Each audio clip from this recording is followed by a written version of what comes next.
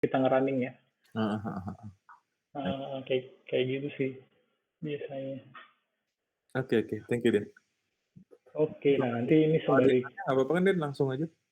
langsung aja. Oh Hmm. iya, BTW gue juga apa namanya masih belajar juga, jadi maklum juga ya kalau salah.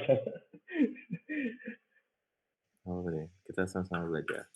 Yoi, Ya, Ali sama belajar. sama Iksan. Mungkin deh kalau Iksan ada tambahan bisa juga ya, San. Misalnya kalau ada tambahan atau mau ditanya atau guanya kurang jelas bisa di Slack. Oke, terus kalau udah semua running, gue jelasin dari sisi Next.js dulu kali ya, yang paling basicnya. Jadi Next.js ini kan dia satu buah framework yang sebenarnya mencakup front end dan back end gitu. Nah, cuma mostly ini bergunanya untuk front end sih. Jadi kenapa dia mencakup back end juga? Ini lebih ke arah mungkin orang yang dia full stack gitu. Nah, dia full stack, terus kayaknya daripada dia switch repo sana sini, kalau dia sendiri gitu kan, nah dia bisa pakai Next.js ini gitu, karena dia udah di-define gitu buat dari sisi API sama client side-nya gitu. Nah, mungkin lebih ke arah situ sih, tapi kalau biasanya kalau tim-tim yang udah lumayan besar, lebih dari 2 orang, biasanya sih API-nya itu nggak dipakai di Next.js, jadi hanya manfaatin dari front end-nya itu sendiri, client side-nya itu. Nah, kita Den, masuk ke, yes, sorry gue. hmm? Lu berarti si Next.js ini bisa buat API juga gitu? Bisa. Jadi kalau kalian, kalau teman-teman lihat di page itu ada folder namanya API. Nah itu lo coba slash hello deh. Nanti keluar, gue belum running.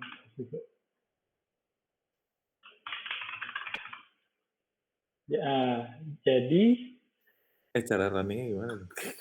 cara runningnya itu npm rundev atau Oh, yarn dev.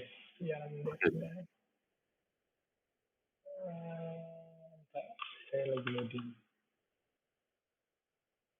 Nah, ini. Oke, sukses. Harusnya ada slash API nih, maaf. Jadi dia harus slash API slash hello. Nah, ini keluar API-nya gitu sih. Nah, dia tuh pun by default dia pakai Express TypeScript. Nah, ini nih kalau kalian lihat ada ini sintaksnya Express lah. Cuma ditambahin sama dia TypeScript buat si apa namanya? Argumennya, parameter argumennya. Kayak gitu sih. Oke. iya. Jadi semua foldernya langsung ya? Dia nggak butuh root segala macam itu? Nah, ya kalau router sendiri di Next.js dia tuh selalu kalau Next.js itu dia folder folder apa ya route, jadi based on folder. Nah itu semua ada di page. Ini sama kayak kalau teman-teman udah in touch sama yang Shepherd, itu sama persis sih. Jadi kayak dia di satu folder, bedanya ini namanya page. Kalau misalkan kalian membuat apa slash test gitu ya, kalian tinggal buat aja test gitu. Test apa, nah terus create UI-nya di sini gitu. Misalkan kita buat ya test slash test gitu. Nah kalau di TypeScript itu pertama-tama lo harus import type of komponennya gitu kan. Import fc from react. Fc itu apa? Itu dia functional komponen namanya. Nanti bisa di hover tuh kelihatan functional komponen. Kayak gitu. Nah terus nextnya nama komponennya misalkan const my test. Nah terus di define ini gue mau buat komponen kan berarti type-nya yang fc di atas tadi, type-nya fc type-nya fc sama dengan terus di sini baru deh fungsinya kayak biasa, terus return ini hello text tadi. Jangan lupa di export default juga my test. Nah, kayak gini lah kurang lebih. Kalau buat UI nanti gue tinggal di UI ini di dalam return. Oke. Dan sorry. Boleh ingin dikit nggak? Gue kayaknya dulu kalau TypeScript dia bentuk fungsinya emang kayak gitu berarti ya? Kalau TypeScript sebenarnya bisa. FC. Kenapa? FC sama dengan kurung buka, terus sama dengan apa gitu. Oh iya. Cuma kalau function itu biasanya sama sih kayak gini nih. Function gini ya. Function misalkan apa number gitu ya. Number type-nya number, terus string type-nya string, terus return-nya misalkan apa void ya. Ini cuma console.log gitu. Number. Oke, kalau function kayak gini sih biasanya. Nah, sih. Nah, kalau function kan kayak gitu biasanya. Tapi yang inputnya ditaruh mana deh? Kalau input di dalam argumennya. Kayak number sama stringnya itu tuh. Kalau di dalam si myTest biasa ini, fungsinya si TypeScript yang short-handed apa sih? Yang lain 6? Yang lain 6. Oh ini. Kalau di React sih, kalau yang TypeScript ya dia nggak tahu sih, mungkin bisa pakai yang function kayak tadi. Cuma kebanyakan sih pakai yang gini nih, apa variable function ya. Nah terus ini dia type-nya dia bakal nge-return komponen function yang isinya komponen. Nah ini komponennya. Kayak gitu sih. Dia mainannya komponen. Oke. Tapi kalau ada input dia masukinnya ke bulat-bulat itu ya? Apa sih bukan? Oh, ke return ini. Oh, maksudnya input gini kan? Input enggak input. Oh, props ya. Iya, props. Oh iya. Nah, props itu lu bisa ambil dari sini. Props, nah biasanya dia error nih. Sorry. Correct me if I'm not mistaken, soalnya props ini berarti semua variabel ya deh. Kayak konteks gitu. Props ini tuh kira-kira lo mau ngisi apa di komponen ini dengan data props yang dilempar dari luar sih. Jadi misalkan kalau di index ini nggak ada propsnya. Misalkan ini deh. Misalnya query params bisa masuk ke props juga berarti? Query params bisa masuk ke props. Query params bisa masuk ke props, ya. Tapi itu mungkin harus dari kayak sisi apa ya? Kalau dari props itu harus dari sisi server side. Nah, nanti gue bakal jelasin juga. Nah, kalau yang lain, kalau teman-teman udah pada running belum? Maksudnya udah bisa kan ya? Aman mas. Aman, gampang lah ya. Bisa mirip ini ya TypeScript mas. Angular. Iya benar. Angular sama ya? Sama by default. Yang JS-nya mirip. Kayak ada variabel juga ada kan. Apa? Angular. Berarti Peter udah inilah. Udah hatam. Bisa. Kagak lah. Aku aja bingung tadi gimana bikin API-nya. Tapi keren nih, API-nya berarti langsung tinggal, kita nggak perlu bikin root. Udah masukin ke API dalam folder API gitu. Iya benar. Iya sih. Jadi satu gitu kan. Cuma satu file ya jadinya. Nah itu juga sih. Iya. Itu makanya biasanya. Kalau gue bikin folder tetap kebaca ya nama dia. Di dalam API tetap kebaca ya. Bikin folder. Maksudnya model. Folder inside folder gitu. Iya, di dalam folder API gue bikin model, view, control. Oh, kayaknya itu ini deh. Misalkan kalau model itu kayaknya di luar sini mungkin. Oh. Ya, nanti baru diimport ke router ini nih. Sih benar juga, bisa juga kayak gitu. Iya kan. Kayaknya ya, kayak gitu gue juga belum tahu banget sih. Mas, itu bentar, JS sama TS mirip gak sih? Atau sama? Oh Atau ya, gimana?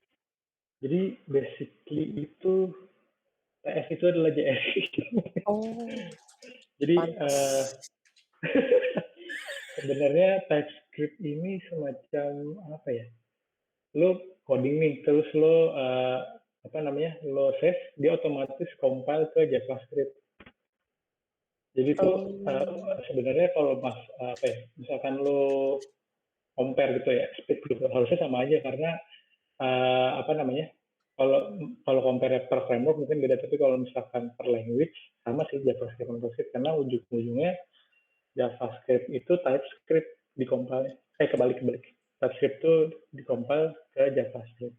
Jadi nanti sebenarnya nggak ada tuh yang kayak type ini nggak ada.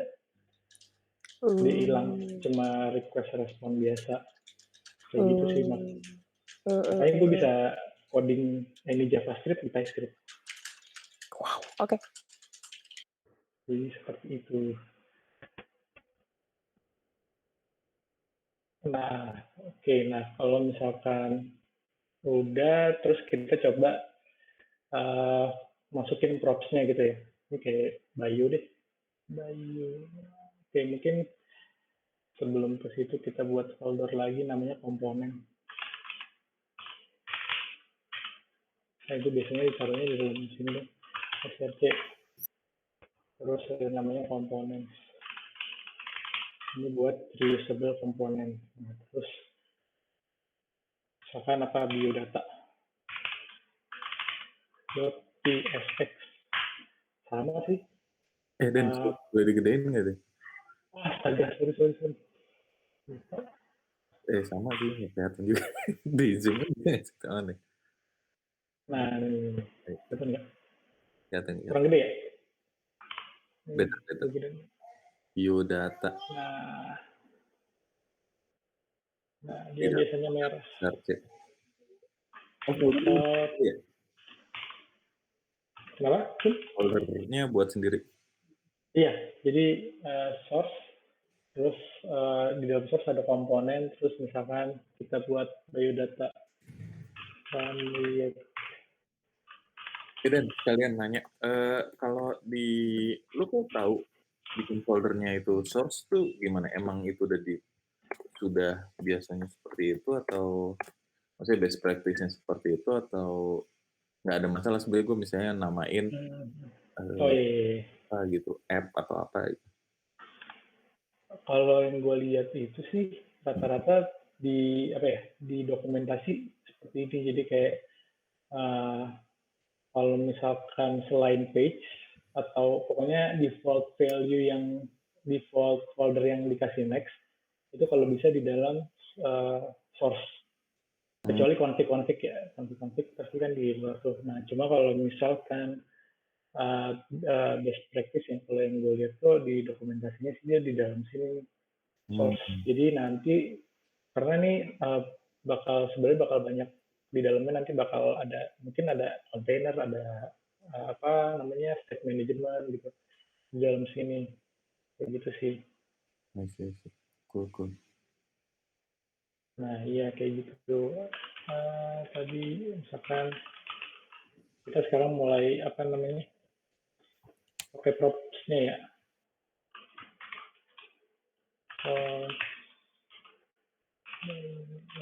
Nah kalau misalkan di apa namanya React sendiri, nama komponen itu harus huruf besar di awalnya, kalau enggak dia masalah itu akan error. Jadi dia ngelihat karena dia kenapa di set kayak gitu, karena dia takut ketukar sama HTML yang natif. Jadi kalau misalkan H1 kan pasti semuanya kecil tuh, nah makanya dia harus huruf besar. Apa ya, nah kayak gini kan misalkan FC dulu deh.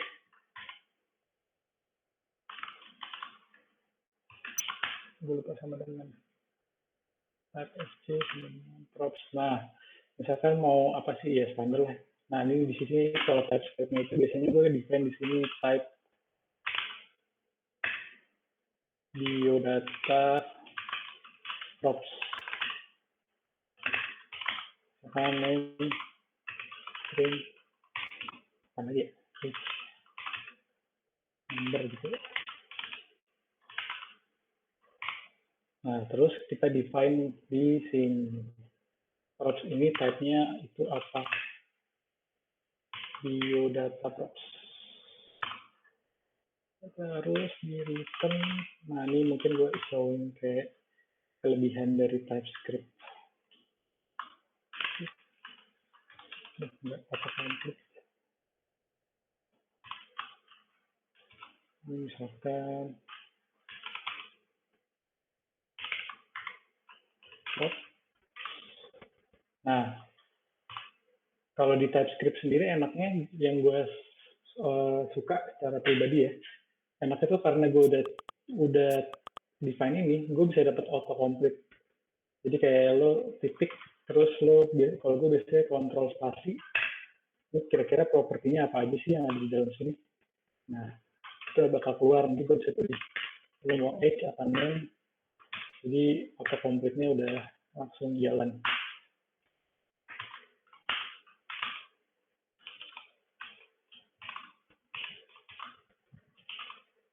Props standar lah kalau ini. Terus jangan lupa di export default biodata.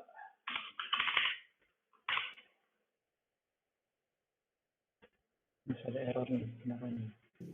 Iya. Nah ini kan masih ada error kayak apa namanya, lu punya props, ini biodata props, tapi di functional komponennya ini dia apa namanya kayak masih ada yang kurang nih, gitu. Children-nya belum ada, kayak gitu sih. Dia apa namanya komplainnya kayak gitu kan. Biasanya itu di sini gua kasih juga dua.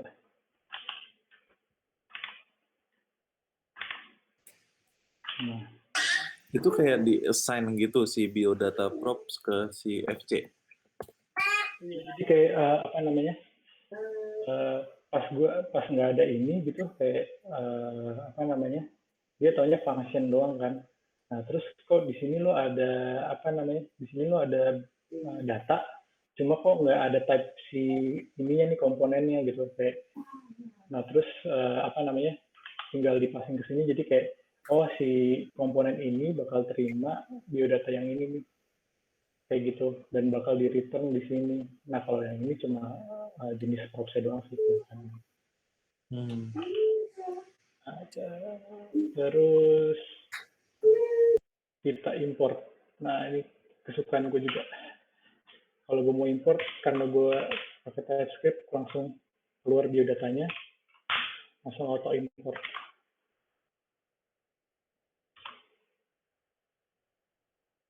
Terus tinggal di render. Richard dulu, Richard. Halo Richard. Ya, dengerin aja Mas. Oke. Halo. Halo. Biodata. Oh iya. Nah ini nih guys.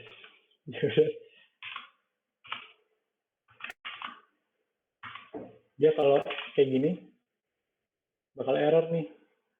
Lo nggak passing apa-apa.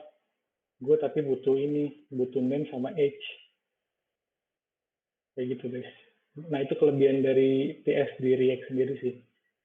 Jadi gue udah tahu gitu, kayak nggak usah apa namanya baca dokumentasi lagi. Tapi kayak kayaknya iya, jadi kan gue mau ngerender ini di page test tadi ya, biodata komponen. Nah terus gue nggak ngasih apa-apa, cuma pengen render. Terus dia bilang ini error.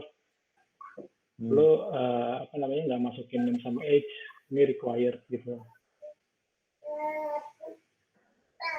Nah terus kalau gue line 8 sama line 11 tuh buat apa ya? Sorry. Ini jadi kalau di React itu lu nggak bisa ngerender dalam dua root yang berbeda gitu loh. Nah ini namanya React fragment sih. Jadi ini sebenarnya sama yang bikin if. Tapi kalau tadi kosong, dia sebenarnya cuma kayak compile supaya ini tuh jadi satu root gitu. Jadi satu root. Jadi satu di dalam div gitu sih. Nah, coba kalau di React itu nggak boleh kan. Kalau dia dua ini, error dia. Oh, oke. Jadi harus dikasih kayak gitu. Nah, terus kan kadang ada case gimana caranya gue mau ngerender dua ini aja tanpa ada rootnya gitu kan. Nah, kadang ada kebutuhan kayak gitu kan. Nah, React itu nyediain namanya React Fragment. Jadi nanti render cuma dua ini sebenarnya gitu, cuma ini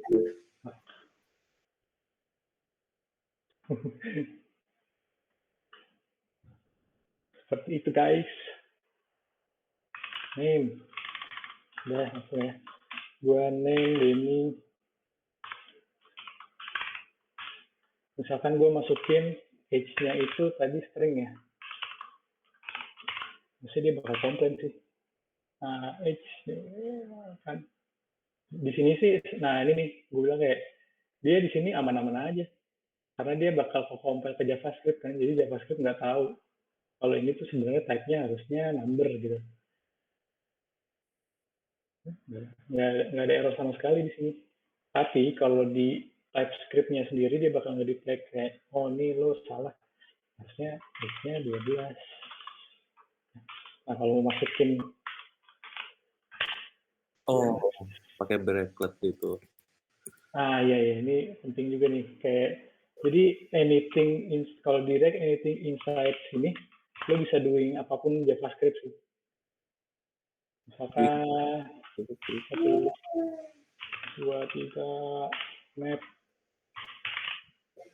Nah, terus bisa apapun JavaScript bisa masuk asalkan dia dikurung di sini.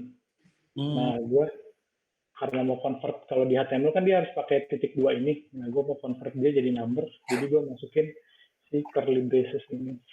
Kalau gue langsung nggak bisa deh, kayak 12 tanpa bracket nggak bisa? Nggak bisa, karena dia bingung kayak, ini lo mau masukin string atau JavaScript di dalamnya gitu. Nah, kayak ngerasa. Salah. Yes, betul. Chatnya ada suhunya. Kita tanya semuanya sama suhu. Kagak. Suhunya lagi dingin. Belajar guys. Suhu, oh ya, lagi mendung. Oke, paling itu. Nah, terus gue lanjut ke Next.js-nya ya. Next.js-nya itu misalkan gue mau ke slash blog gitu ya. Nah, blog kan pasti biasanya artikel-artikel. Nah, tapi gue mau pengen ada product blog, jadi blog slash misalkan berita terkini gitu kan. Nah, kalau Next.js lu tinggal buat aja, itu namanya dynamic routing ya. Lu tinggal buat aja blog, terus kayak gini nih foldernya. Nah, lu misalkan ini indeksnya, kalau indeks kan isinya list bloknya ya, indeks ya. Ini list bloknya. Nah, kalau slug-nya ini,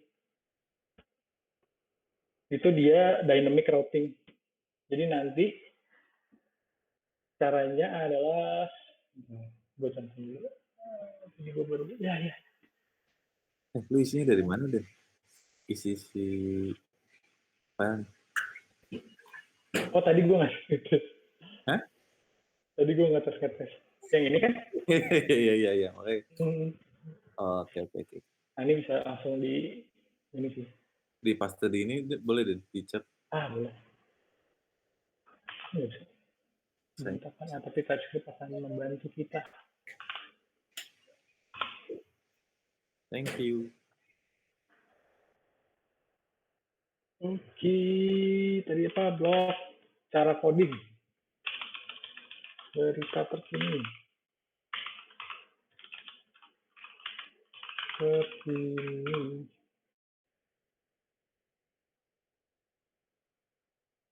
Nah, ini kan. Nah, jadi kalau untuk dari sisi client side-nya tanpa server, lo bisa pakai API yang ada di Next.js, namanya use router. Use router ini function, terus lo tinggal buat variabel di dalam komponen page-nya. Nah, tinggal lihat deh isinya. Lo mau lihat, nah terus dia by default akan ngasih lo di query kalau salah.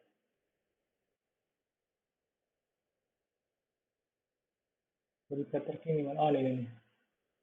Block slug. Nah ini query-nya sudah terisi. Masih query. Nah, slugnya jadi berita terkini. Nah biasanya kalau frontend ngambil dari sini terus ke hit API gitu loh ya. Kayak gitu sih. Ada Richard pertanyaan. Kalau param yang di cons itu namanya selalu props. Param yang di mana, Car? Param yang di props.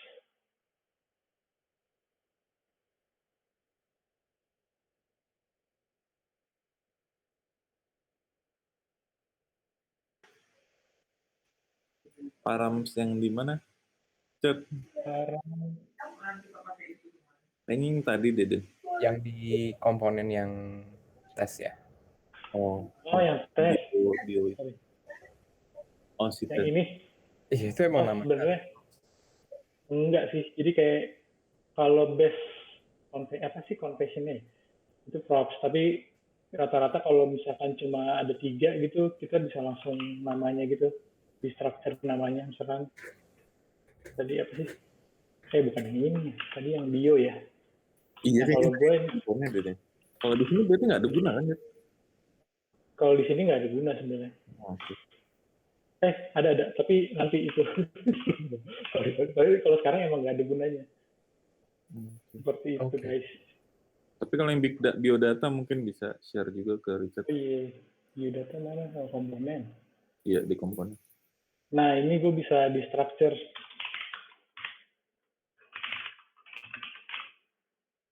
Seperti itu, guys. Oh, oke. Tapi kalau banyak biasanya gue di structure-nya di bawah. Nah, kayak gitu, guys. Kayak konteks gitu kayaknya, Chat. Jadi dimasukin ke dalam atau array ya, berarti ya, Den? Dimasukin dalam satu array, kita keluarin lagi gitu. Iya, benar-benar seperti itu. Oke. Oke, nah terus tadi ini. Nah, ini kan udah ada tuh. Ya udah tinggal di render aja. Den, kok gue nggak keluar param sih, Den? Di query kosong. Di query kosong. Ini udah sesuai block ordernya. Oh, dia ada 2 objek ya? Jadi kalau yang si index ini misalkan list blocknya ada 10. Nah kalau ini yang spesifiknya ceritanya. Oh iya, nggak di konsolnya dia ada 2 ya? Oh di konsolnya ya. Oh. Dia kayak biasanya yang paling bawah sih. Iya, gue tadi ngeliat yang atas kosong. Oke. Berita terkini, udah tinggal di render aja di sini. Router, biasanya di destructor lagi misalkan tadi apa namanya? Query.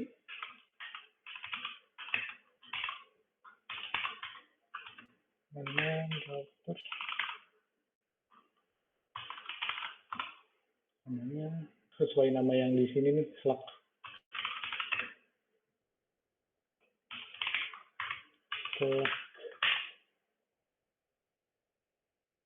Nah, seperti itu guys. Terus next-nya, nah apa lagi ya?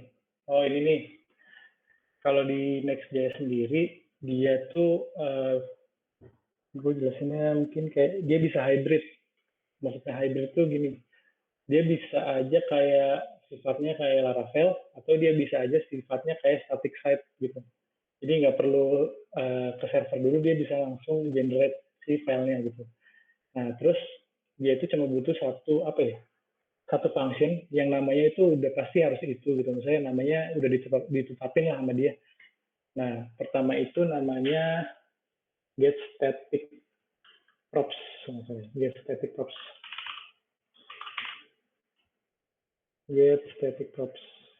Nah ini caranya apa namanya? Lu share di mana? Oh belum. Gue fokus aja. Ini kan, apa namanya, si metode itu hanya bisa dipanggil di dalam page ya, di page folder. Kalau di komponen nggak bisa dia. Pokoknya dia nginjeknya dari sini. Nah, kayak gini guys. Kita tinggal console konteks ini biasanya akan muncul di terminal kita sih, karena ini di server sini.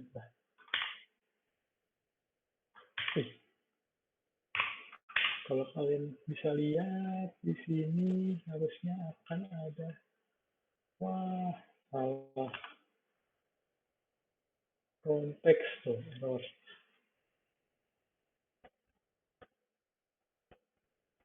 Missing for block. Maaf. Di sini guys, yang gue harus copy paste lah. Jadi dia di sini bilangnya errornya itu karena required for dynamic service static site generator. Terus di sini karena gue nggak return apa-apa gitu kan. Jadi dia bilangnya adalah error.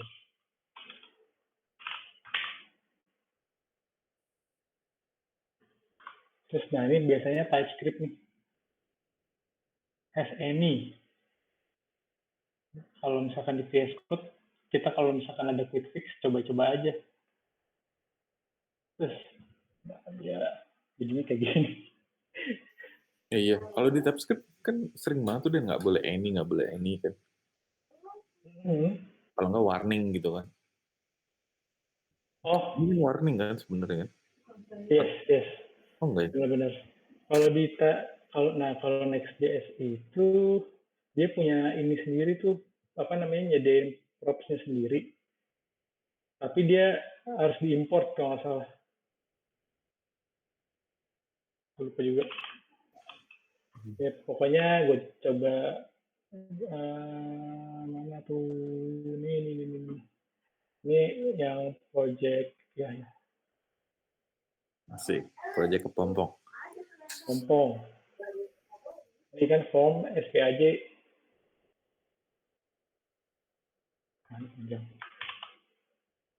Nih, dia punya ini sendiri, punya prop sendiri. Jadi gue harus import dari atas from Next. Nah, kalau yang tadi itu harusnya bisa juga kayak gitu. Jadi kalau misalkan, coba gue ini dulu deh, tes dulu ya.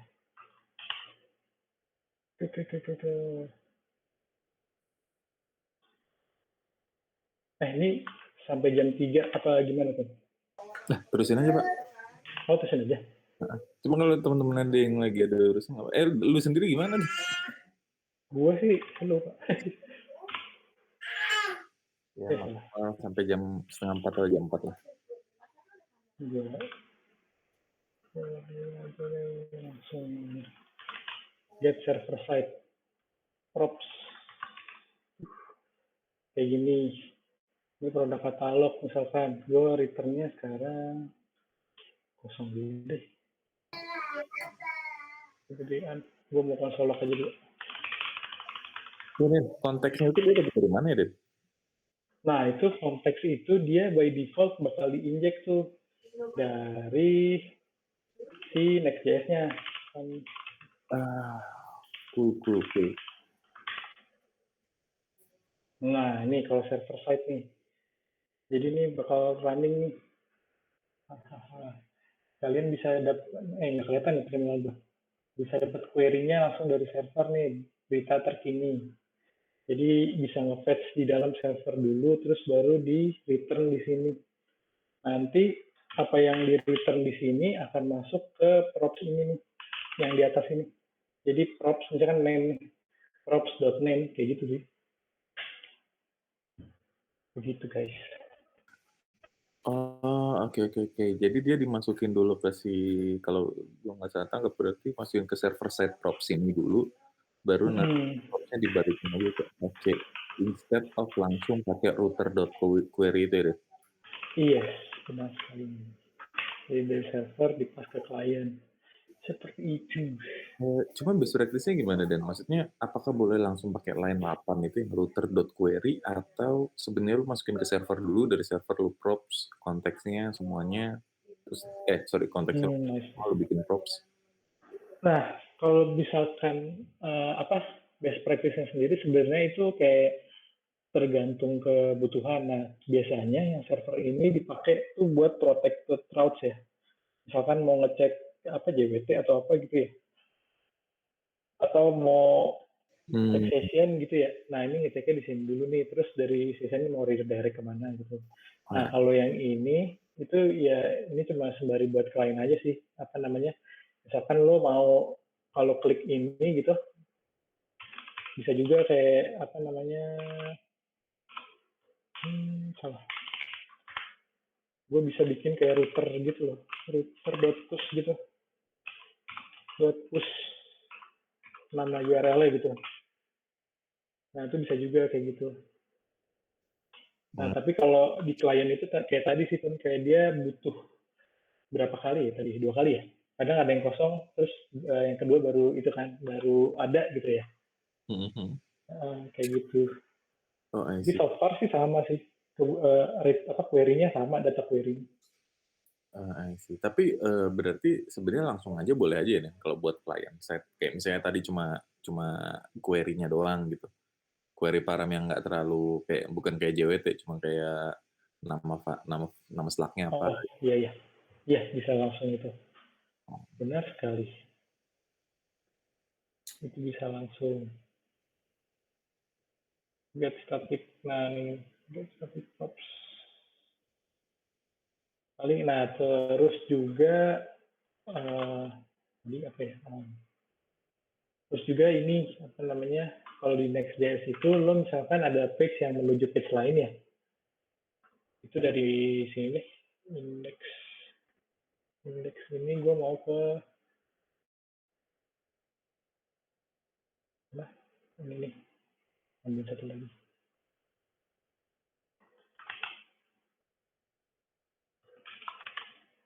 Nah ini biasanya kalau yang keluar, maksudnya kalau yang linknya itu bukan di domain kita, dia pakai Ahref biasa. Cuma kalau misalkan dia domainnya di page kita, maksudnya kayak di /blog tadi ya misalkan, nah itu dia disarankan pakai namanya Nextlink. Jadi lo harus import dulu sih sini link, ada import link from Next, kayak gitu. Kenapa harus pakai ini? Jadi kalau misalkan nggak pakai ini, dia bakal load semua servernya gitu. Jadi bakal muter kayak gini, ada muternya kan. Karena dia beranggapan kalau itu keluar dari domain kita gitu. Nah kalau pakai link ini, lo bisa manfaatin jadinya client side, lo nggak ada loading. Jadi instan gitu loh. I see. Kayak gitu guys. Sorry, out of topic, tapi gue kepikiran buat yang ini. Jadi kalau yang di Shaper yang kemarin itu kayak gini juga ya, dia pakai link gitu ya. Soalnya gue ngeliat kayak kalau gue mencet di Super U Production nih, terus gue habis itu kayak ada rumah sakit terdekat tuh, dia somehow kayak nggak ngeload lagi gitu. Oh iya, iya itu maksudnya apa maksudnya fiturnya sama sebenarnya, Oh, tujuannya sama, cuma dia bedanya kalau server nggak perlu import ini, dia langsung ada namanya kayak masalah prefetch deh, ada namanya prefetch true gitu. Jadi dia tahu tuh, oh ini domain gue sendiri, jadi gue nggak perlu loading keluar, kayak gitu sih. I see. Tapi ya overall sih, maksudnya kalau dari Next sama Setter hampir sama dari segi routingnya sih, beda nama folder doang. Tapi emang kayaknya hampir semua framework kayak gitu sekarang ya kalau buat front. Jadi dia di dalam apa namanya folder gitu sih, kayak gitu. Cuma perbedaannya itu ya kalau Next itu dia lebih apa ya, bisa banyak pilihan aja sih. Maksudnya pilihan tuh kayak lo bisa apa namanya render berdasarkan build time atau berdasarkan server time kayak gitu. Terus apa lagi ya? Kalau dari sisi TypeScript sendiri, paling kalau gua itu biasanya kalau gua bikinnya di komponen. Nah, komponen itu kalau misalkan udah besar, karena TypeScript tuh kalau komponennya besar, dia bakal banyak types gitu kan. Nah, gue bisa pisahin tuh kayak di dalam, misalkan biodata ini udah besar, gue bikin folder lagi namanya biodata. gue masukin sini. Dari sini. Nah, kenapa gue bikin folder lagi? Biasanya kalau dia besar, gue bikin namanya konstan gitu ya, atau apapun itu sih. .ts. Nah, ini gue isi type dulu di sini, terus gue import ke sini. Jadi biar lebih lebih enak aja sih ngebacanya. Kalau dicampur kadang-kadang suka harus bawa kayak gitu sih kalau komponen besar. Seperti itu. Itu nanti langsung auto update ya? Kenapa? Ya, yang di sini konstan ini. Si Nah, misalkan tes kan pakai si biodata kan? Test.txt itu. Oh, ini nih. Dia auto ini ya, ngerubah nama filenya juga ya? Yes. Itu TypeScript sih. The magic. Oke. Terus tsconfig. Nah, ini tsconfig itu lo bisa define misalkan semacam path gitu. Misalkan lo punya komponen ini. Terus di sini text gitu ya. Terus ini misalkan namanya komponen.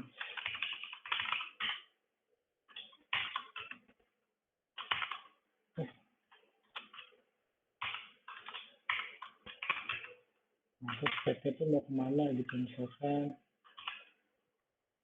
gue lupa RT masalah di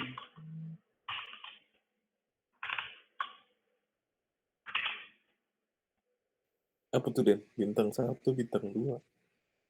itu kayak pas gue nyontek dulu lupa. Nih kemarin gue udah set sini. Harus pakai array salah. Ya. Nah itu maksudnya gini sih, kadang tuh kita kan udah gede projectnya gitu, foldernya udah kemana-mana, udah apa namanya kegedean gitu. Nah kalau gue tuh biasanya kayaknya nge-define dari sini lebih enak supaya misalkan langsung aja lah biar cepet kayak di sini. Jadi gue kalau mau import komponen langsung add aja, nggak perlu ini gue di mana terus harus keluar sekali, 2 kali, 3 kali gitu. Jadi TypeScript nanti bakal ngebaca komponen itu path-nya di tsconfig-nya tuh source datanya gitu sih. Seperti itu. Itu memudahkan ini aja sih developer supaya kayak apalagi yang baru jam gitu kan kayak foldernya masih kadang-kadang bingung gitu. Nah itu enak kalau misalkan kita pakai kayak gini sih. Jadi udah ke-define lah komponen, kontainer. Jadi lo tinggal kalau mau import ya udah langsung aja tuh add komponen terus apa gitu. Itu sebenarnya custom sih. Mau apapun foldernya bisa ditaruh di situ. Nanti kita tinggal add sini kayak gitu. Dan sorry, tapi kalau kayak lu tambahin foldering lagi gitu ya, berarti lu tetap add components, add folder, slash folder, slash input text gitu ya tetap ya? Iya benar. Oke. Sama aja cuma ngerubah si tadi ya? Di depannya. Paling tuh kalau kalau biasanya komponen yang udah beda banget terus dipakai di satu tempat, nah terus kan harus keluar gitu kadang 3 kali keluar terus baru kemana gitu. Nah terus apalagi tuh prettier. Nah ini juga auto save gitu, kayak sebenarnya terserah kalian sih mau gimana. Kalau gue itu lebih suka ada semikolon, terus print width, tab width, nah ini bebas, single quote. Nah ini kalau misalkan gue force biasa, kalau gue nggak apa-apain gitu di sini. Nah dia berubah semua jadi single quotes kayak gitu sih. Jadi developer nggak usah mikir lagi kayak ini single quotes apa ini ya gitu. Mantep. Pokoknya lo on save udah langsung jadi aja formatnya. Itu lo pakai apa, Den? Prettier ada ininya berarti? Apa namanya? Prettier RC itu sebenarnya ada pluginnya di VS Code, atau kalau misalkan kalian males itu, misalkan kalian habis ngerjain project, kalian bisa ke lihat sini sama ini. Ini kan ada Nextclean, kalian tinggal run aja npm run Nextclean, nanti dia bakal merubah code kita jadi sesuai format yang ada di sini. Masalah kayak gitu. Iya, ini sama ini juga sama. Seperti itu, guys. Oke. Sorry, tadi Prettier RC, bukan Prettier code formatan, bukan ini. Prettier apa? Oh iya ini. Kalau pluginnya itu apa sih? Prettier biasa kayaknya. Prettier code format itu. Ah iya nih, gue yang banyak banget di download ini. Iya, gue udah download juga sih. Bisa nggak di-load nih? Apa tuh? Kalau lo, gue lupa masih. Kalau lo pakai ini. Prettier ininya ya, si Prettier RC ini. Coba nih gue paste ke sini.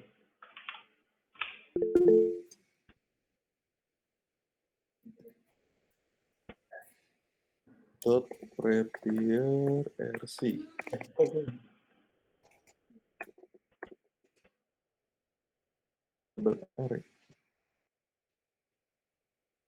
Double R ya, atau? Oh iya, double R bener. Oke. Double T, double R. Double R. Ya, terus.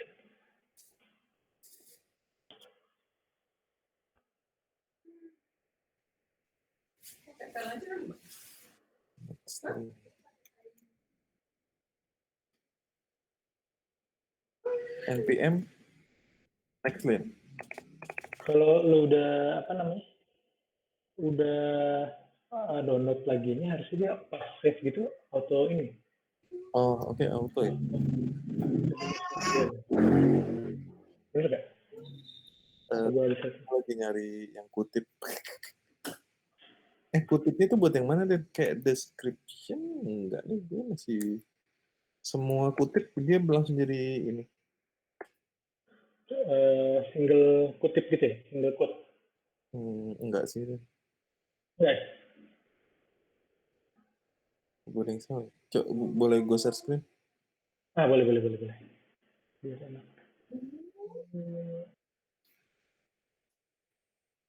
Nggak apa-apa deh. Oh iya, bisa dia lupa. Bisa Discord. Nah, kan ini Prettier RC bener kan tulisannya? Prettier RC, iya bener. Single quote-nya juga jadi true. Terus gue ke index, nih kan pakai kutip nih. Oh itu, iya saya itu sama ya. JSX single quote true. Coba deh, gue save deh. Atau ini deh, Denny ini ya. Harus gue, berarti aja. Harus gue, Itu kayaknya ada itunya deh. Config-nya lu bisa taruh on save atau apa gitu ya. di mana ya? Di VS Code setting-nya. Di Prettiernya. Settingan Prettier-nya kalau nggak salah ya. Ada nggak? Oh sih, lupa gue. Komen koma ya. Komen koma terus cari Prettier. Loh, kok dia begini? Coba deh. Gimana deh, sorry? Ke settingan VS Code, ternyata komen koma ya. Komen koma. Nah, terus Prettier ada nggak? Prettier. Terus. Nah, terus sebenarnya always. CSS. Require config. Nah, itu ada itu nggak? Require config kan ada? Dicek. Prettier require config kan.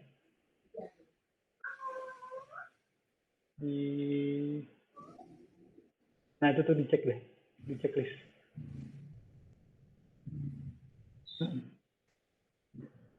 Oke, Harusnya itu udah mencukupi sih. Coba tes lagi. Apaan Ini sih? open on setting scenes ya, bukan? So, save-nya mana ya? Kayaknya itu langsung akses nggak sih? Nggak tahu. Kayaknya gitu. Enggak deh. Itu bukan? Kan harusnya kutip satu kan? Harusnya kutip satu iya. Tapi kalau yang di JavaScript-nya coba gitu. Oh, di JavaScript-nya. Oh, sorry. Yang di mana? Di misalkan lo buat variabel gitu. Sayangnya gue belum bikin variabel di JavaScript. Di sini. Atau di luar gitu, cons apa kayak. Terus Cons apa, Den? cons ABC gitu misalnya. Terus petiknya itu petik yang double gitu. Di mana? Di sini. Terus AB tuh. Set coba. Udah di sini. Oh berarti belum running ya. Itu apa sih? Bukan. Itu yang harus setting si workspace VS Code-nya bukan sih? Yang auto save? Yes. Iya auto save. Si Tapi VS kalau Code. gua itu bentar. Di mana ya, Chan? Sorry. Lu Bentar, gue lupa juga. auto save. Ini udah ES5 sih. Oh, ini nih. If true, will use single instead of double.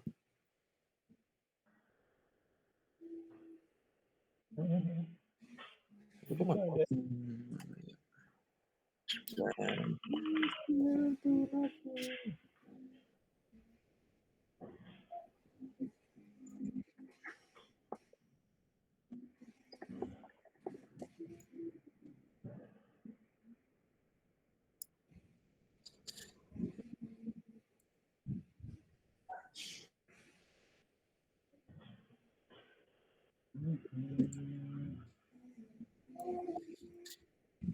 Oh enggak apa-apa deh, nanti lagi aja.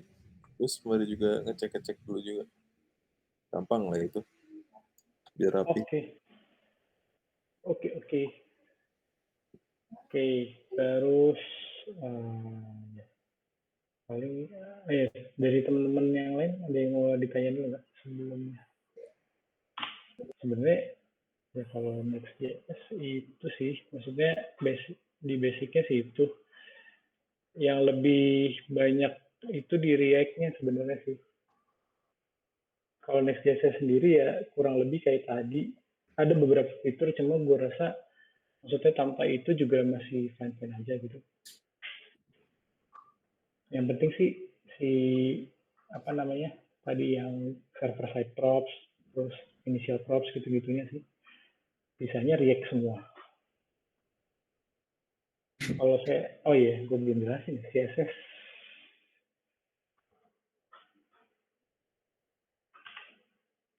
Kalau CSS sendiri, kalau by default-nya itu dia pakai modul CSS gitulah. Jadi ini CSS ini nanti bisa di-convert gitu.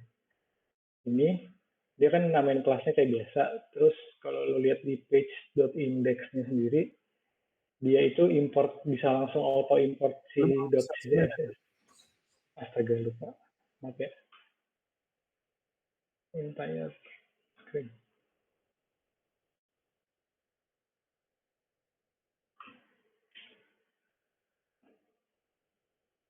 Nah ini. Jadi kalau kita lihat penamaannya itu dia harus kayak gini sih kalau mau lo import. Jadi kalau misalkan lo bikin satu file CSS, ini sih isinya sebenarnya CSS semua. Nah, tapi cara dia importnya itu ke page itu yang ini yang harus nah ini kayak gini. Jadi file CSS itu bisa auto generate kebaca lah di sini, asalkan lo harus ada nama modulnya nih, harus ada .modul.css gitu misalkan, kayak gitu. Nah terus ini terserah namanya. Dari situ nama kelas-kelas yang tadi udah lo define itu bisa langsung diimplement ke sini style. Tapi gue nggak tahu ini autocomplete atau enggak. Itu sih enggak. Kalau iya sih, iya karena dia CSS kayak gitu. Ada juga CSS in JS itu biasanya pakai emotion atau style komponen. Nah kalau gue yang di project Super Cocoon itu gue langsung pakai ini sih CSS in JS yang dari Material UI. Caranya itu kayak gini guys, contoh aja ya, komponen this button. Lo harus import ini nah ini gue pertama import buttonnya dulu nih. Ini library dari Material UI. Nah gue mau nyesuaiin sama desain yang udah dikasih sama Sasa. Pasti kan style beda. Nah untuk supaya bisa modify itu gue harus import ini sih make style JavaScript function. Nah terus di sini lo buat variabel tapi variabel ini di luar dari functionnya itu sendiri, si komponen itu sendiri. Ini bisa lo taruh dimanapun. Nah, nanti itu function ini lo call di dalam komponen. Kayak gitu. Nah, kalau misalkan udah, dia cara implement itu di class. Jadi kalau misalkan ini gue kan namanya button, dia harus auto-complete si button. Terus juga anything yang ada di sini nggak bisa pakai dash ya. Jadi harus camel case kayak gini. Itu udah ada autocomplete-nya harus aman sih, kayak padding. Nah, itu udah. Jadi kalian bisa ambil dari sini langsung. Kayak gitu. Dari Material UI sendiri, lo bisa define, misalkan kita ada brand guideline ya, design guideline, sorry, warna primary atau apa gitu ya. Nah itu gue taruh di sini. Misalkan kayak gini, lo bisa tentuin terserah ini ya, gue ganti. Terserah ini kalau buat project lain. Terus ini bisa kita ambil tadi kayak tadi gue bisa set di sini. Nah ini bakal autocomplete juga sih sama TypeScript dot apa gitu.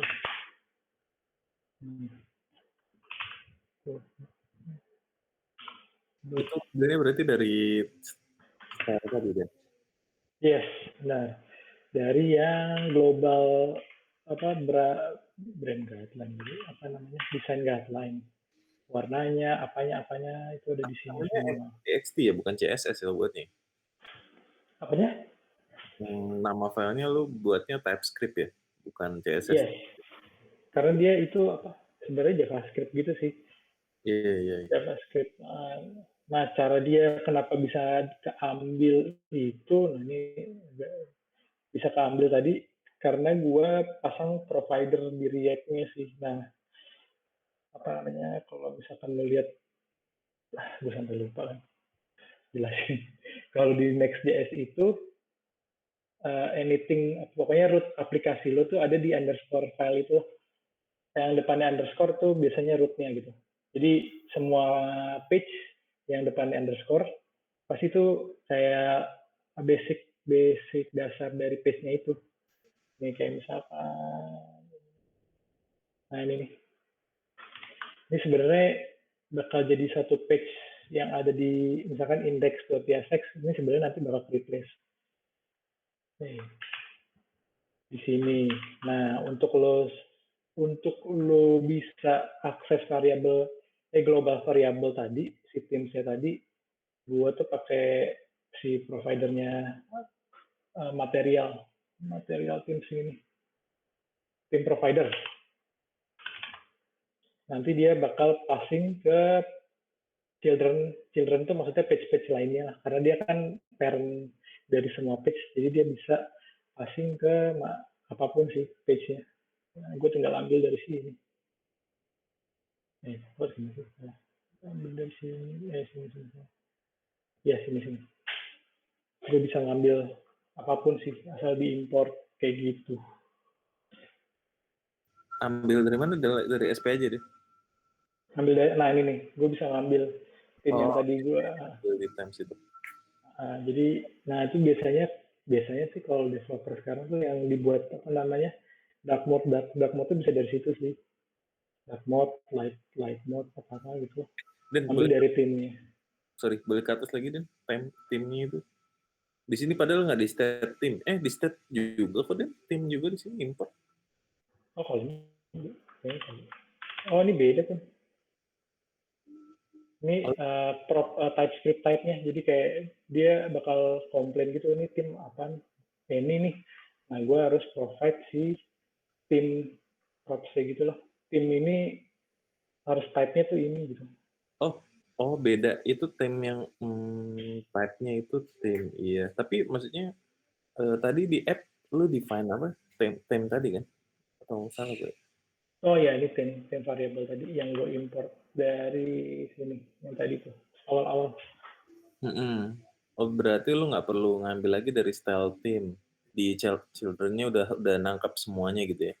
Bisa diakses dari tadi, dari yang apa next style, pokoknya apapun yang ada ini, terus lo isi satu argumen tim, nah itu dia bakal otomatis keisi tim yang udah kita setup di Oke. CSS. Oke, tapi tipe datanya tetap lu harus import lagi dari si material UI itu tadi. Yes, benar. Kalau di state, oke, gue kebiasaan nih di sini nih. Kalau gue biasanya jadinya tab-nya gue jadiin any. Itu nggak boleh juga, nggak bisa deh berarti. Coba kita atas. Gue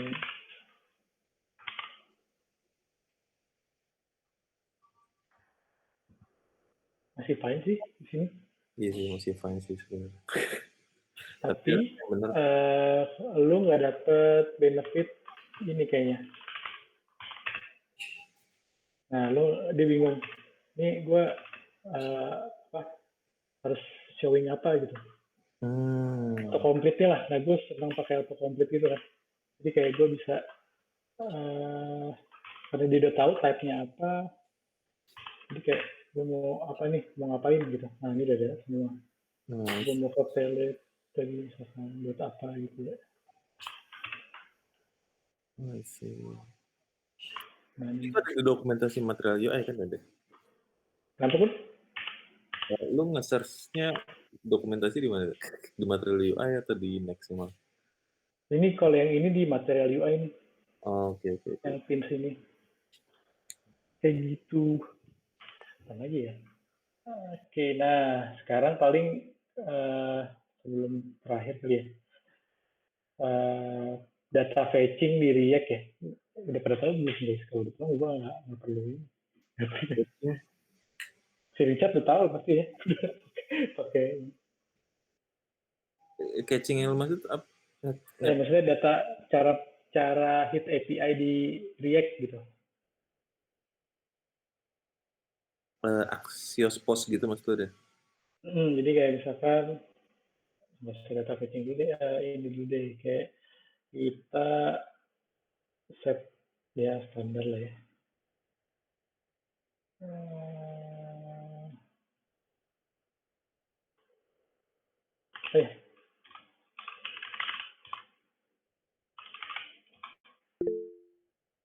Ini lebih ke ini sih dynamic. Kalau misalkan di Vue.js kan kita di dalam data ya, pasti udah pada familiar kan. Data terus tinggal modify gitu ya.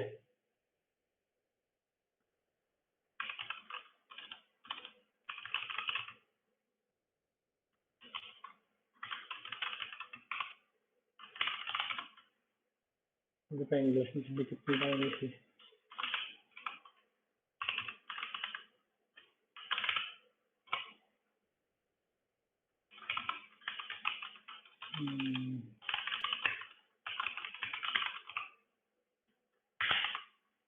Nah ini sayangnya dia nggak. Kok udah bisa gini? Website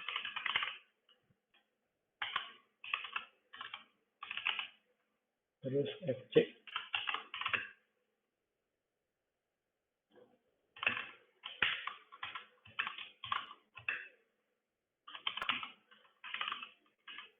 Udah ditanya Richard pakai UseState ya, Dan? Yes, benar sekali Richard. Pakai UseState. Benar sekali, benar. Nah, useState ini dia semacam apa ya, reactive variable gitu di React. Jadi misalkan yang tadi sih, kayak buat dia biar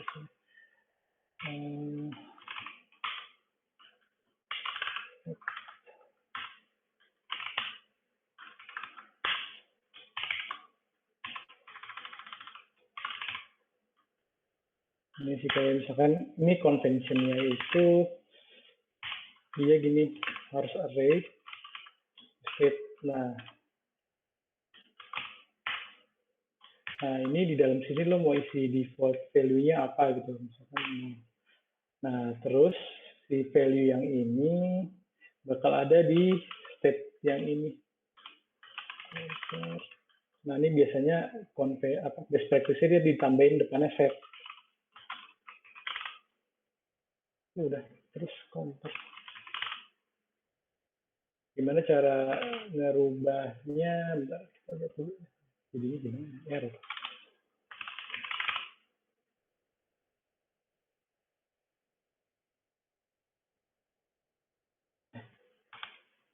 Gue di mana sih? Bener kok. Maaf, salah.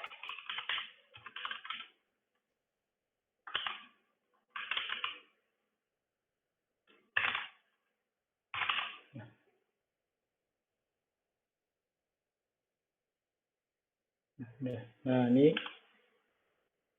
terus kalau cara ngerubah si variabel counter itu sendiri, lo tinggal buat dua function misalkan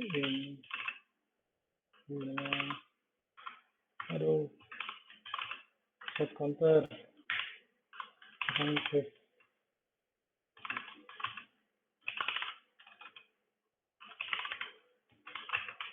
gitu sih guys. Ini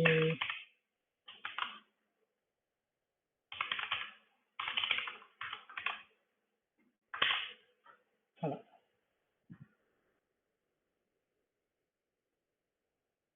Nah kayak gitu guys. Ada yang nyobain nggak? Gue udah mulai ngeliatin dong deh. Iya, intinya kayak gimana cara bikin satu variabel itu bisa reaktif gitulah. Nah itu biasanya pakai useState ini. Nah ini terserah lo mau defaultnya apa gitu kan. Kalau mesti string juga bisa gitu. Tapi biasanya kalau gue isi ngasal harusnya TypeScript-nya komplain sih. Enggak. Tapi nggak bisa dikali satu, error kan? Iya, harusnya sih gue harus define dulu kayak si type ini tuh apa isinya gitu. Kayak gitu. Define-nya di mana? Biasanya gue di sini tuh ada kalau nggak salah, gue lupa. Gini. Kalau nggak salah ya. Gini. Oke. Nah, dia langsung error nih. Kok error?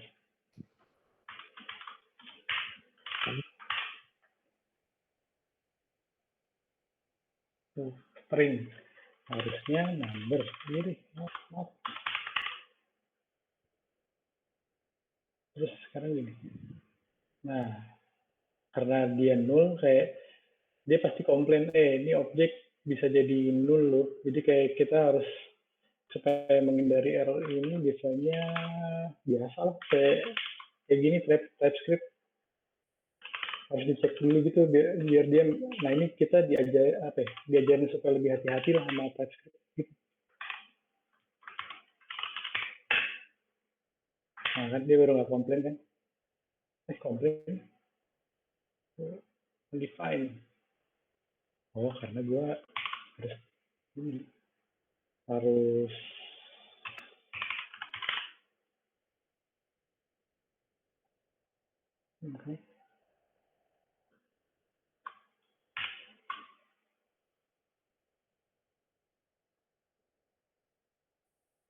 Nah ini coba gue juga masih belajar. Nah, tiap kali gue nemu kayak gini, kebingungan gini, gue pasti baca dulu nih kayak kenapa salah di mana gue gitu. Nah, ini biasanya di paling akhir. Type null is not assignable to type number. Iya lah. Lupa. Pokoknya ada default state yang bisa ngasih tahu kita kayak ini antara type number tapi sebelumnya gue set null dulu gitu. Nah, kalau kalian cari di Stack Overflow pasti banyak sih. Jadi soalnya kan kayak biasanya data fetching ya, misalkan kayak lu pengennya sebelum di fetching kan null dulu tuh. Nah kayak gitu-gitu nanti si React itu kalau nggak salah udah jadiin type-nya sih, cuma gue lupa harus cari tahu lagi kayak misalkan use state TypeScript null inisial null harusnya banyak nih. Dan tapi yang lu maksud casing di sini tuh bukan yang Nah ini nih state yes sorry. Yang lo maksud casing ini tuh bukan ke local storage atau ke cookies gitu kan? Atau sama sebenarnya? Si use tag masukin ke cookies gitu juga? Oh enggak. Ini kayak dia cuma di JavaScript doang. Oh oke. Tapi yang kalau masukin cookies itu sebutannya juga casing juga kan ya? Gue jadi ngeblank. Cache. Oh cache ya? Sorry, cache sama casing beda maksudnya ini? Caching. Kayaknya beda deh. Caching tuh yang mana ya? Gue tadi nyebut itu. Iya, lo nyebut casing itu gue tuh. Kayaknya maksud si Denny ini deh, fetching. Fetch. Apa, San? Fetch. Oh, fetch. Sorry. Fetch. Oh, oke. Fetching data. Fetching data. Jadi kan kayak biasanya kalau fetching kan defaultnya lu nggak tahu datanya apa kan? Ya itu biasanya ada ininya lah. Nullnya. Nah ini banyak tuh kayak gini tuh. Nah ini nih. Jadi kayak lu harus define dulu gitu di state-nya itu sih. Nah itu salah satu extra effortnya lah di TypeScript ya. Jadi lu harus define satu-satu lah ibaratnya. Oh. Nih lu ini bisa jadi null, bisa jadi string, ini bisa jadi null, bisa jadi string gitu. Nah terus defaultnya null, jadinya dia nggak error gitu. Begitu kok. Panjang juga ya. Panjang iya sih, lumayan panjang kayak gitu. Kalau misalnya gue mau decrease kayak subnya itu kan lo ada add sama sub, berarti gue tinggal copy paste si ing tapi gue kurangin previousnya -1 gitu ya? Yes, benar. Oke. Previousnya -1, nah terus atau bisa bikin gini nggak? Tapi nggak juga sih, nggak jadi.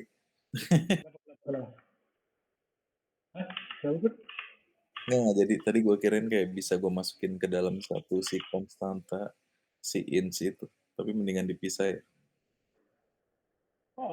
Bisa juga sih kalau mau dibuat dua. Nah ini nggak error. Kayak gitu tuh, ini number atau undefined. Oh, karena gue nggak define di sini. Kalau misalkan gue define null, error sih harusnya. Kalau 0? Null error. Kalau number, ya number. Dia harusnya enggak, karena dia udah ke catch di sini, keambil lah. Nah, kalau null error karena gue nggak define di sini, kayak gitu sih. Ya, terus apa lagi ya? Terus, terus misalkan kemarin tuh gue kayak misalkan di form gitu ya. Di form tuh kan misalkan ada type form gitu ya. Terus misalkan holder name gitu ya. String. Udah terus kayak gue bisa taruh itu misalkan ini kan bakal dipakai di banyak tempat kayak type gender gitu ya. Ini kayak string casting ya, male or female. Jadi kalau misalkan gua submit di apa namanya JavaScript-nya gitu. Nah, gue kan di sini gender, type-nya gender. Ini bukan ini. Ini. Nah, jadi anytime gue misalkan di luar dari ini, dia bakal error sih, kayak gitu. Jadi misalkan ini taruhnya di props gitu ya. Misalkan ini propsnya, type-nya form. Terus kalau misalkan gue tiba-tiba di sini gendernya gue ngisinya female-nya kecil gitu. Nah itu baik kalau gue tuh biasanya gue taruh kayak gini-gini tuh di satu variabel global gitu. Nah jadi anything yang pakai form nanti bisa dapet type safety dari sini. Kayak misalkan gue sign-nya beda ya pasti error karena lu nggak sesuai sama string yang diminta gitu lah. Kayak gitu sih. Atau lu bisa juga pakai interface gitu. Sama sebenarnya hampir sama sih kayak gue juga. Mungkin dia bedanya bisa di extend gitu. Oh, kalau interface bisa di extend gitu ya? Nah, jadi kayak form ini gue holder tadi. Nanti kalau ketika gue ininya form udah otomatis gendernya udah keisi lah di dalam sini. Oh, sorry. Kayak gitu. Dia bikin interface extend dari gender gitu misalnya. Ya bisa. Type-nya kayak gini lah gitu. Ya. Oh, ya pokoknya objek yang di sini sama aja kayak gue nambahin objek yang ada di gender ini ke dalam sini ngegabungin gitu lah. Jadi satu objek kesatuan. Kayak gitu sih. Kalau contoh konkretnya kayaknya gue kemarin lihat dah di sini nih. Nah, ini kayak gue kemarin bikin komponen. Nah, karena udah besar tuh di sini kan card item. Nah, ini kan yang dari si produk katalog. Jadi kayak gue terimanya ini kan card item props terus. Nah, benefit group ini kan array lagi tuh. Nah, ini sebenarnya nggak harus dimasukin semua. Jadi kayak yang kalian butuh di front end aja di typing gini, terus dimasukin ke type sini. Nah, ini array of benefit group gini. Jadi kayak gue bisa dapat autocomplete juga sih. Nah, terus dari sini benefit, array of benefit. Ya pokoknya branded gitu lah, sampai jadi objek yang dibuat sama produk katalog kayak gitu. Ini yang gue butuhin aja sih. Jadi kalau ada payloadnya besar, kalau di TypeScript yang kalian butuh di front end aja yang di define. Misalnya kalau nggak butuh nggak perlu sih. Kayak gitu guys. Udah paling itu aja. Ada yang mau nanya nggak teman-teman? Kayaknya gue takut ada yang skip.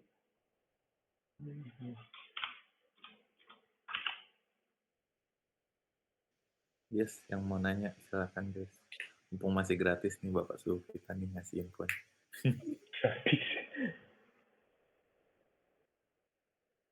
Watcher gue belum selalu watcher juga ya. Oh iya satu lagi deh. Oh, iya.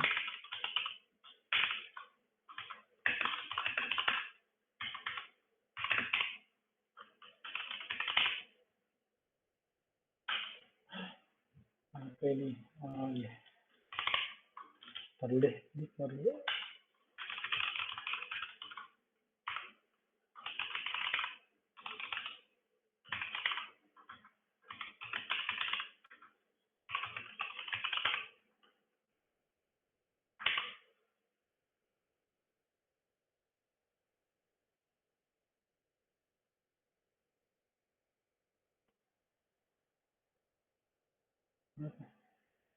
Oh. Use effect ini buat apa deh? Nah ini nih yang agak lumayan gue salah ngetik apa gimana? Jadi kayak kalau misalkan di Iksan pasti udah familiar sama lu juga apa kan ada di view tuh computed created ya. Jadi selesai lo rendering si page-nya itu, lo jalanin satu function di dalam created ya. Jadi kayak misalkan tuh biasanya buat nge-fetch data gitu, nah lo masukinnya di situ kan. Nah, kalau di React sendiri, itu di dalam satu function ini. Jadi, lo bisa watch, bisa created, kayak gitu sih. Jadi, kalau misalkan gua add, salah, counter bener. Nah, ini nih. Oke, kalau misalkan counter change, kenapa dia?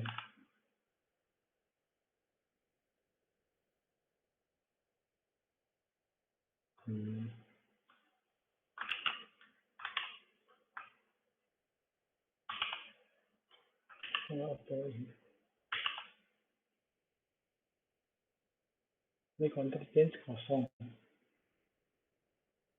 Nah, di sini dia undefined. Ada yang tahu kenapa? Mungkin Richard tahu. Jadi, karena itu satu aja.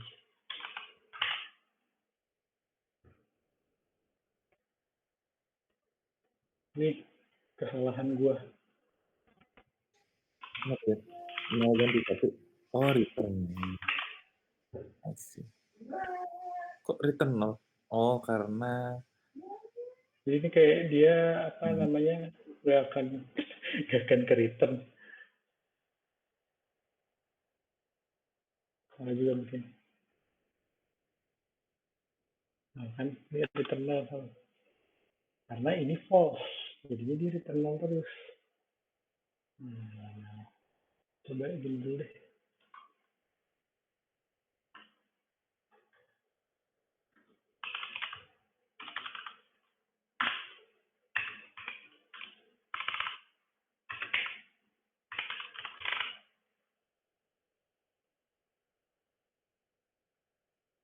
Gue pakai ini.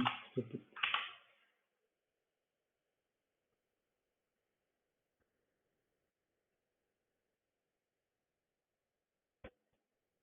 Nah, tuh kayak watcher. Karena gue masukin dependensinya di sini. Jadi kayak lo mau nge-watch apa nih yang dari sini gitu. Kan ini pasti berubah-ubah. Jadi lo masukin di satu function ini, terus lo di abis function itu ada array, lo masukin nama variabelnya. Jadi tiap kali dia berubah, misalkan lo tiap kali insert DOB berubah, lo pengen ngasih API supaya ada harganya gitu. Nah itu bisa lo taruh di dalam function use effect ini, kayak gitu sih. Jadi ini sebagai watcher atau juga kalau sebagai created juga bisa. Jadi ininya lo define kosong aja. Dia bakal running sekali. Sekali. Kalau gua add dia nggak akan muncul sih. Nah, karena dia cuma running pada saat pertama kali doang. Gitu guys. itu next atau di React udah ada ya? Ini di React. Ini React dasar lah gitu. API-nya udah ada itu US Effect. Kalau yang tadi itu yang get itulah get static prop, get server side props, nah itu adanya di Next.js. Itu seperti itu guys. Object is possibly undefined. Gue tahu deh. Kayak gitu sih.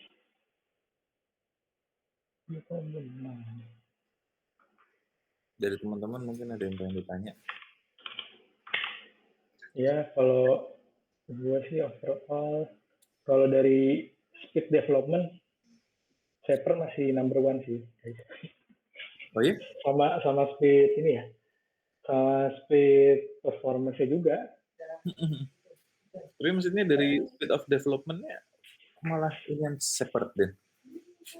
Kalau ini ya, kalau misalkan lebih cepat karena kalau dari Shaper itu pertama lu less typing, maksudnya yang harus di define tuh nggak banyak. Jadi kayak ya udah itu JavaScript kayak hampir mirip kayak JavaScript 100%. Nah kalau di React tuh kayak lu butuh banyak function, terus lo harus ikutin API yang dia buat sih kayak gitu. Nah, kalau di start itu, ya ibaratnya nih kalau gue bikin button on click aja nih, ya kayak gini lah, counter kayak gini, gue butuh 23 line gitu. Di start mungkin kayak cuma butuh 10, 12 line gitu. Itu karena TypeScript atau memang karena pakai Next ini? Karena ini sih, kalau Next.js sih nggak ngaruh harusnya. Karena emang perbedaan si React sama ini aja sih, React sama Svelte-nya. Kalau TypeScript-nya sih harusnya sama sih. Cuma kenapa pakai Next gitu? Ya, lu semuanya udah ada sih. Kayak kalau kita lihat ini misalkan, lo nggak perlu buat komponen lagi. Di sini udah banyak banget nih. Udah jadi lah komponen. Misalkan mau input. Kalau gue kan kemarin buat dari itu ya, apa? Sama. Ini textbooknya sorry. Ya, misalnya gue buat kalau di Svelte karena juga library-nya terbatas, jadi ya buat dari scratch. Nah kalau misalnya di React, ya lu tinggal ambil aja terus udah ada kode example juga kayak cara ngambilnya gimana gitu-gitu. Paling lu tinggal baca API-nya aja sih. Banyak sih, maksudnya nggak cuma material, tapi material so far dia paling lumayan lengkap sama paling banyak penggunanya sih. Kayak tuh, contohnya kalau error gimana, disable gimana, udah. Tinggal ambil code-nya di sini. Kalau komponen ya, kayak gitu. Jadi nggak perlu harus dari scratch banget kelebihannya. Sebenarnya ada ininya lah. Masing-masingnya ada keunggulannya gitu. Tapi kalau mau belajar apa namanya lebih type safety, terus ya kayak secara nggak langsung gitu TypeScript ngajarin gue kayak gini nih. Ini lo bisa aja error lo. Lo harus ada satu cara supaya ini dicek lagi. Ini pas beli undefined nih, gimana caranya buat ngecek ini kalau nggak undefined kayak gitu sih. TypeScript lebih apa ya ngajarin, kalau gue pribadi lebih ngajarin buat coding yang apa ya proper lah. Walaupun kadang-kadang kita kan keburu-buru gitu kayak gimana.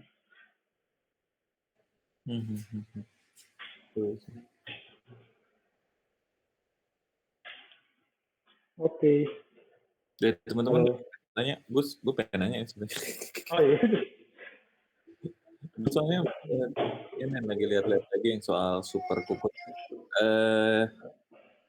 Gue tertarik sama yang ini sih di dalam SRC kan tadi lu cuma jelasin soal apa namanya komponen gitu ya. Oh. Ini ada kontainer, ada apa? Kenapa lu buat seperti itu? Oh iya oke. Jadi ku gini. Kalau komponen itu, kalau gue ya maksudnya, dan mungkin best practice kayak gitu. Jadi komponen ini dia harus stateless. Stateless dalam artian lo nggak boleh nyimpen data apapun kecuali CSS ya. Lo hanya boleh define gue butuh apa. Kayak misalkan input text. Nih, gue butuh apa-apa aja gitu. Atau ya ini ibaratnya nani. Gue cuma butuh apa, tapi gue nggak boleh nyimpen anything terkait satu page. Jadi kayak misalkan gue harus nyimpen di form gitu, gue harus nyimpen female, gender segala macam, nah itu nggak boleh ada di sini, gitu kan. Nah makanya gue itu sebut komponen. Tapi kalau kontainer sendiri itu satu kesatuan dari komponen. Jadi misalkan cart item ya. Kontainer. Form SPAJ, sorry. Form SPAJ. Form SPAJ kan pasti kita butuh kayak data nih, contoh ya. Nah ini yang akan di-send ke API partnership ya, ceritanya kemarin. Gue harus define dulu interface-nya kayak gimana, kayak SPAJ, form input, terus ya ini sisinya lah. Ini terus, nah ini buat initial value dari formnya itu. Ini ngasih kosong, terus gue define lagi. Aja deh, sorry. Kenapa? Sorry, Bang. kenapa ini berarti kan yang di atas tuh pakai interface ya, terus yang bawah lu form initial value itu masih kosong gitu. Kenapa? Ini. Jadi kayak kenapa kosong kan pertama kali dia dia ngerender pasti kan datanya harus kosong dulu. Kecuali dia udah ngebaca yang di bawah nih kayak, nah dia kan bakal ada nanti SPJ query ya. Nah ini yang dikasih sama klik dokter misalkan key-nya, product code segala macam. Oh, oke. Nah kayak gitu pokoknya anything terkait sama data type misalkan gue taruh di container karena itu lebih spesifik sih menurut gue kayak karena memang di SPAJ ini butuhnya data ini tapi gue nggak naruh itu di komponen gitu misalkan. Jadi ada layer by layernya lah kalau komponen tapi itu nggak boleh nyimpen data apapun. Cuma UI sama propertinya aja kayak gimana gitu. Nah terus di sini ada validation juga. Nah ini nih karena ini React, gue pakai ada namanya YAP. Jadi ya ini validation schema gue buatnya. Jadi kalau misalkan ya kalian tahu lah kayak string required kalau error nama errornya apa, gender, terus DOB itu, nah, tanggal lahir kalau required, terus kalau misalkan dia match nih, kalau misalkan udah oke dari semua ini, gue pengen ngehit si API utils yang check age gitu kan. Nah ini function berbeda lagi, tapi ini gue jadiin di utils karena bakal dipakai di banyak tempat kayak di summary atau dimanapun. Nah terus ngecek deh kalau misalkan value dari si produk katalog yang utils itu ini, gue return ini gitu. Nah return false ini dia bakal ngedefine si ini minimal usia pemegang polis 17 tahun. Begitu sih. Ya pokoknya si containers ini lebih spesifik buat apa ya? Ya satu page atau ini sih. Jadi gue nge-define ini di sini. Nah page-nya sendiri kan ada di page ini. Mana form SPAJ. Jadi gue import komponen yang stateless-nya, yang gue butuhin apa, terus gue import juga data-datanya. Data-data tuh biasanya dari kontainer. Kayak gitu, disatuin di page ini. Kayak gitu, Kun. I see. Sorry, tadi gue skip kayaknya. Yang konstan tuh udah lu jelasin ada? Konstan. Oh. Di dalam source ada konstan. Nah, ini lebih ke data yang sering akan banyak dipakai sih. Kayak konstan tuh bisa anything kayak kalau gue rasa ini kayaknya bakal banyak dipakai gitu. Nggak apa-apa lo taruh ini aja. Kayak ini nih. Ini buat ini select option yang drop down itu. Nah ini kan pasti banyak dipakai buat di banyak tempat nih. Lu bisa taruh di sini. Terus kalau yang ini buat ngecek nomor handphone, pakai regex gitu. Nanti ini bisa dipakai dimanapun sih, di summary, di form atau dimanapun. Konstan terus apa lagi? Kalau ada lagi utils ya. Utils. Currency itu yang dari produk katalog kan harganya number gitu. Gue pengen 25 juta segala macam gitu. Gue taruh di currency sini.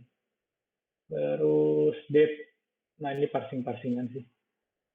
Bisa juga nge-hit API. Terus nah ini gue taruh ini buat service produk katalog sih paling. Nah ini URL yang dari lokasi kemarin get plan by product code and plan code itu loh. Nah ini buat ngecek. Jadi nanti semua page bisa ngambil dari produk katalog service ini. Gak perlu define function lagi. Tapi kalau mau define baru, ya lo taruh di sini aja. Anything tentang produk katalog. Nanti mungkin ada API service nanti di sini gue buat lagi di utilsnya. Jadi supaya bisa dipakai di tempat manapun gitu. Kayak gitu sih. Tapi kalau ada yang salah, ini aja ya. Takutnya gue. Kalau misalkan kayaknya salah deh, harusnya gini gitu. Kasih tahu guys.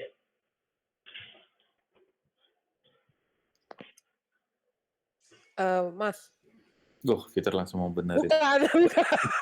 Kan Yang mana, salah. Pip? Enggak. Aku cuma mau mastiin kalau nggak salah kan ada constant, ada var kan, variabel kalau nggak salah. Oh iya. Itu sebenarnya mirip kan sebagai tempat nampung aja. Cuma nggak tahu ya, Oh, aku cuma pernah nyobanya tuh kalau konstan dia nggak bakal berubah dia nggak bakal ubah kalau Angular kalau nggak salah ya. Kalau variabel dia masih bisa diubah pas udah di define. Makanya aku nggak tahu ini benar gak? benar. Oh oke, Ya, itu yay. maksudnya dalam scope ya JavaScript ya. Yes, benar banget. Jadi eh, kayak beberapa tahun yang lalu gitu kayak banyak developer JavaScript atau ya kayak ini banyak error nih gara-gara var gitu. Gue bisa ngedit var di dalam manapun gitu. Di dalam function isinya function, gue bisa edit yang di global. Nah itu makanya ada cons itu, kayak cons tuh lu sekali define ya udah lu nggak bisa ngapa-ngapain lagi. Bisa, tapi kalau itu bentuknya bukan primitive type ya. Bukan primitive type tuh objek, array itu lu masih bisa rubah dalam cons. Tapi kalau string gitu-gitu kan nggak bisa tuh. Kayak gitu sih. Nah terus scope scoping juga sih kalau misalkan kalian bisa tahu kayak gini nih ya ini gue pengennya ini nggak bisa dirubah dari luar file juga gitu jadi makanya pakai diekspor dulu terus kayaknya nggak akan bisa sih kalau misalkan kayak gini kayak gitu. Kenapa kalau misalkan LED itu biasanya buat di dalam looping gitu sih. Misalkan lo mau ngambil variabel apa biasanya pakai LED kayak gitu. Thank you Mas. Sama-sama. Kalau kurang jelas. Dan Yes, Dan? si Next tuh build-nya bisa server side atau client side nggak sih? Maksudnya dipisah gitu? Bisa. Kita lihat. Jadi kalau misalkan kita mau server side, nah ini, lo tinggal pakai ini di bawah komponen tadi. Salah. Oh ini. Yang Server. build-nya sih. Ini. Nah ini. Jadi kalau lo set ini di dalam page, misalkan tadi sini. Nah, dia Next.js tuh otomatis bakal tahu kalau misalkan ini gue harus running di server. Oh. Tapi kalau misalkan tadi satu lagi tuh static pad atau static site masalah. Nah ya, dia bakal tahu ini gue harus build dulu nih karena dia mintanya static. Jadi gue hit API-nya early supaya bisa generate page-nya gitu. Get static. Nah ini.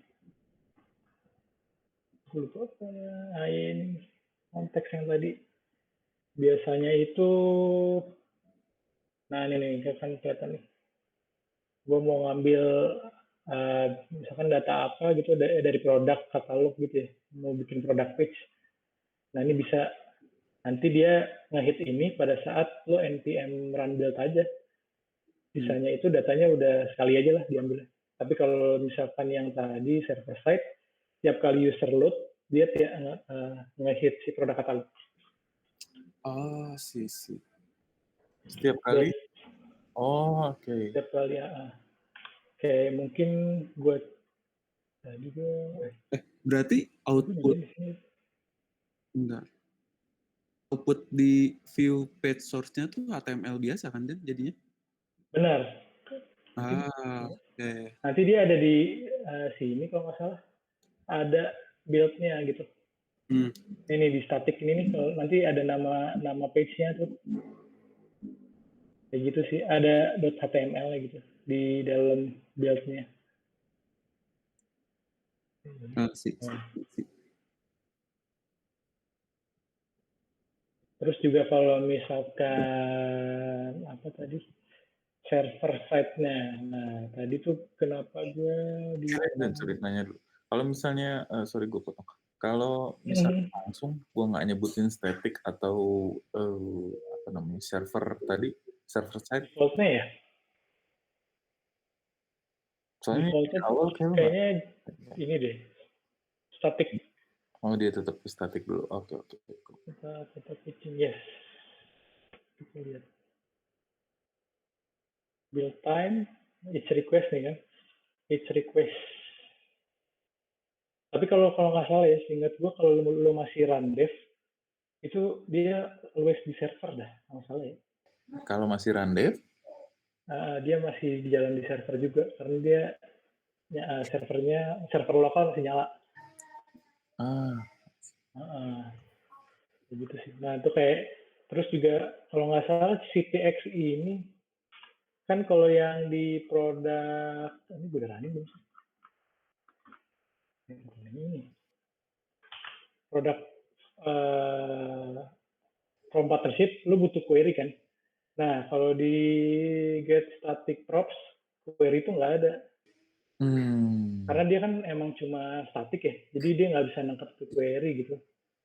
Dia di dalam sini, tapi lu bisa nangkepnya di client side sih, yang tadi use router tadi tuh. Yes. Oh gitu, nggak bisa dimasukin, nggak bisa didapetin dari static site sini deh. So inget gue kalau query yang tanda tanya gitu ya, gitu-gitu, kayak gitu-gitu, dia tuh kalau selain get server side props itu nggak dapet, kita lihat ya. Gue kirain tadinya lu harus kayak harus tentuin gitu, apakah ini get server atau get static.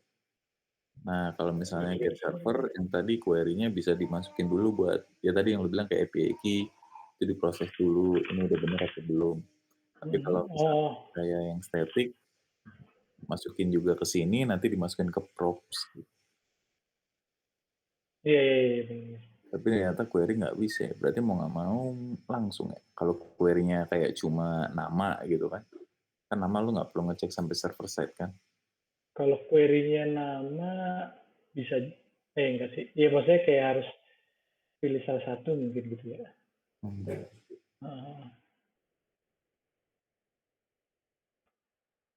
Kalau sebenarnya kalau pakai apa namanya, jadi kayak bisa aja kayak kalau mau di cara client side-nya ya, misalkan lu pernah buka ini nggak? Ya pasti pernah buka ya, Tokopedia gitu. Lu kan kalau misalkan dari handphone gitu ya, website, pasti lu ada loading kan di awal. Gimana sorry? Kalau apa? Misalkan kita buka Tokped gitu ya, dari mobile ya, misalkan. Misalnya web browser mobile, kadang-kadang dia suka ada load gitu kan, di depan. Yang naik turun itu, nah bisa juga pakai kayak gitu. Jadi biasanya kalau yang client side itu, lo munculin loading dulu, tapi di belakang itu kita ngecek by client side maksudnya, ini query yang tadi udah sesuai apa enggak. Tapi kita nggak langsung showing formnya, cuma kayak ada loading naik turun itu. Kan kayak gitu, biasanya kayak gitu sih. Kalau ini langsung. Nah tuh, ya. Cek dulu dia, terus baru pelan-pelan. Kayak gitu sih.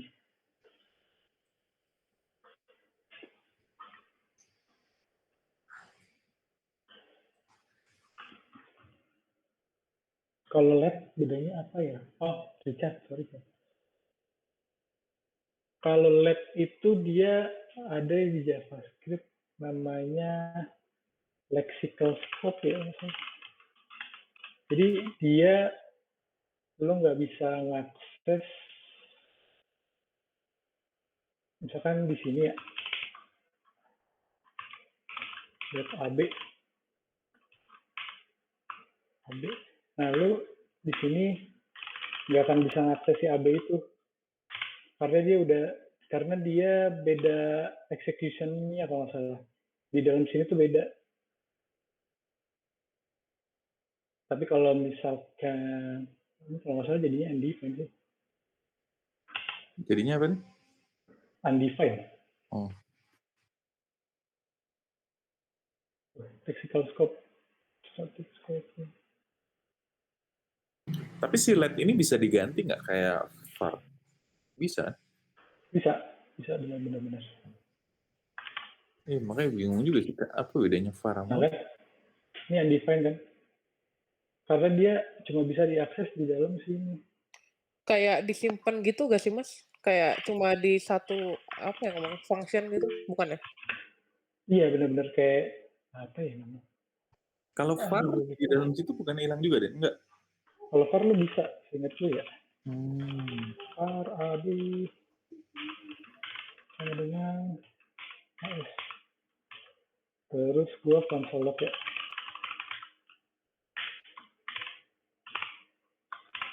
Ini kan AS keluar. Tapi kalau LED itu dia terbatasi dengan ini nih. Tutup kurung buka kurung ini. Jadi dia cuma bisa diakses di dalam situ. Oh, Dia nggak bisa up ke atas LED ya. Dia nggak bisa up ke atas. Kalau VAR lu bisa up ke atas terus bisa diambil dari si konsol log ini. That's why ya makanya ada si cons, ada si LED. Jadi itu pasang-pasangan gitu. yes. Tapi mendingan pakai VAR dong. Tapi sesuai kebutuhan sih. Cuman jadi kalau VAR di sini lu bisa si atasnya bisa tetap pakai. Kalau cons kan kalau LED akhirnya yang atas nggak bisa pakai. Kalau biasanya itu kalau misalkan lu pakai VAR, kalau nggak salah pas di ini deh, ada side effect di looping gitu deh. Jadi itu kayak kadang-kadang VAR itu tanpa kita sadari kayak dia bisa berubah dimanapun gitu kan. Nah kalau misalkan cons atau LED itu jadi kayak lebih aware gitu loh. Kalau ini si cons kayaknya gue mau bisa rubahnya cuma di sini doang. Atau LED kayaknya bisa rubah di sini. Tapi kalau VAR tuh sometimes lu karena terlalu bebas gitu, jadi kayak ya kadang-kadang kayak bisa berdampak ke error sih biasanya kayak gitu. Ini apa nih? Ini tuh inner function ya kayak gitu. Jadi kayak gitu sih. Ya ada namanya scope gitu. Nah scope chaining.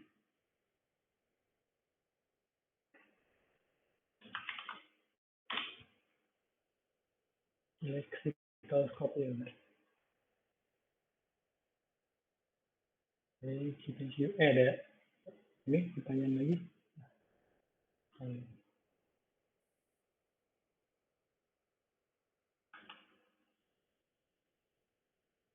Kalau tidak ada, kita sudahi saja.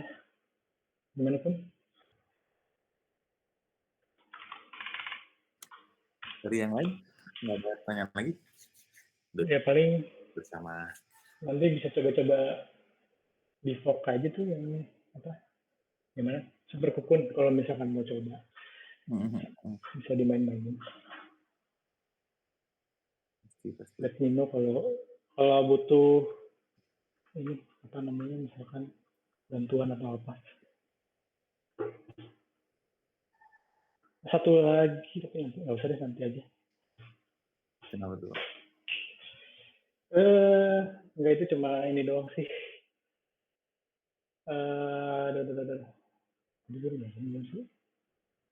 Oh, data fetching ini yang lu maksud ya data fetching. Yes.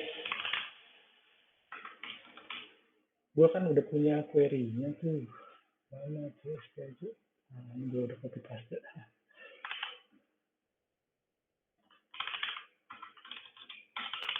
Ini terutama buat si Iksan yang akan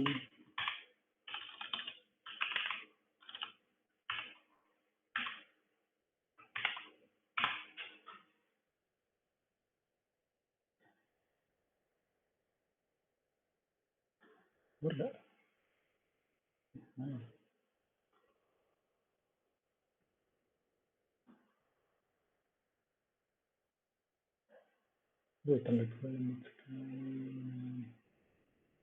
Nah ini kayak kayak gua di sini sih di Next.js ini dong di project ini nggak mandatory tapi kayak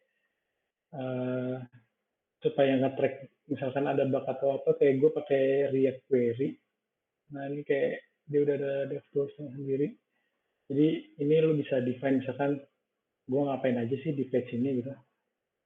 Terus lu bisa tahu datanya pertama, dan ini bakal jadi cage gitu lah. Kayak gue bisa refetch ini ke API itu, fetching.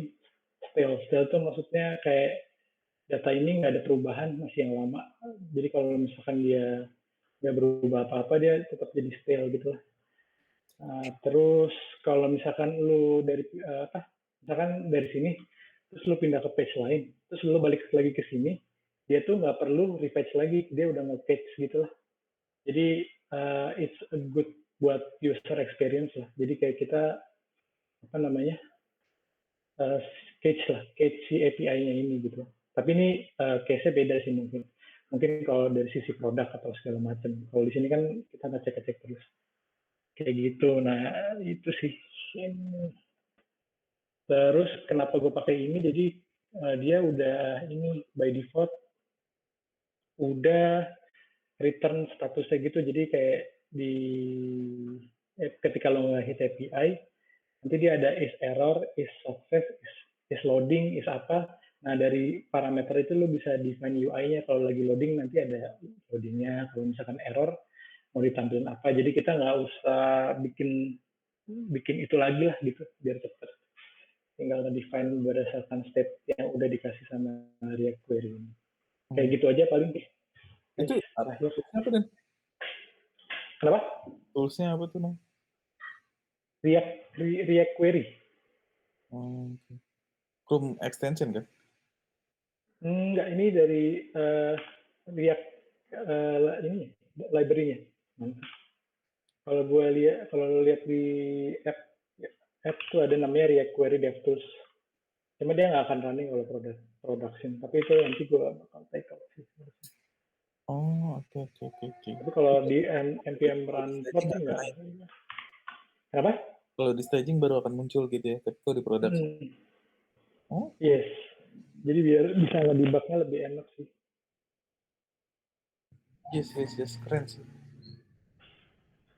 Jadi kayak dia ya macam-macam bisa, kalau misalkan time up dia bisa retry-nya lo save berapa kali, begitulah.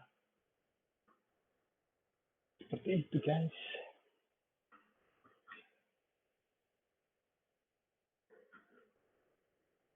Oke, mantap deh. Dari teman-teman ada lagi nggak? Yang pengen ditanyain?